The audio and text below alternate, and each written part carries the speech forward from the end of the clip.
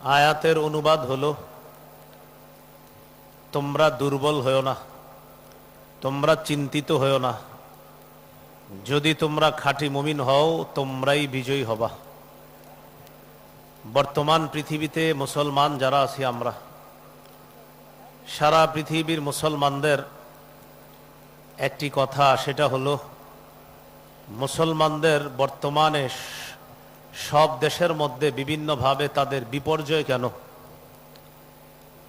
শুধুমাত্র আফগানিস্তান ছাড়া সারা পৃথিবীর কোনো দেশে এখন ইসলামী হুকুমত, কোরআন সুন্নাহ অনুযায়ী দেশ পরিচালনা করা বা হচ্ছে, এই জাতীয় নজরিয়া এখন আফগানিস্তানে দেখা যাচ্ছে। এছাড়া অন্যান্য মুসলিম দেশগুলো, ওগুলোর মধ্যে মুসলমানের সংখ্যাগরিষ্ঠ বেশি, এরকম আওয়াজ হয়।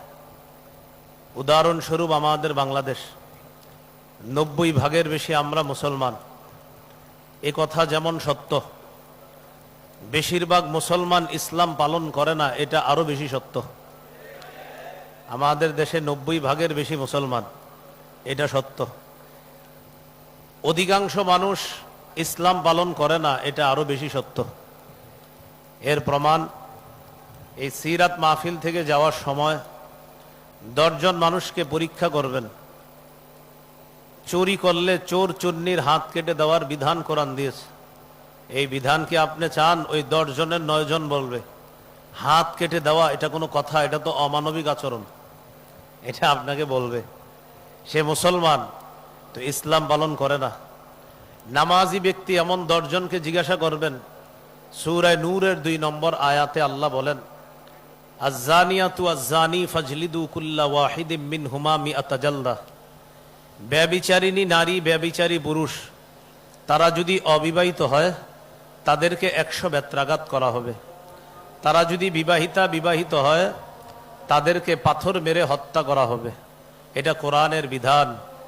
এই বিধান বাস্তবায়ন সম্পর্কে 10 জন সাধারণ মুসলমানকে জিজ্ঞাসা করেন, 9 জন বলবে একটা মানুষকে হত্যা করা হবে, মেরে ফেলা হবে, এই কথা আপনাকে বলবে। অথচ একজন ধর্ষকের বিচার যদি ইসলাম অনুযায়ী হয়, হাজারো ধর্ষক ভয়ে এই ধর্ষণ নামক অপরাধ ছেড়ে দিবে।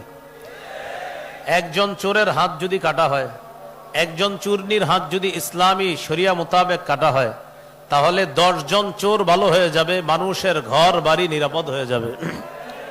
তো এই জন্য আমাদের দেশে বেশিরভাগ মুসলমান,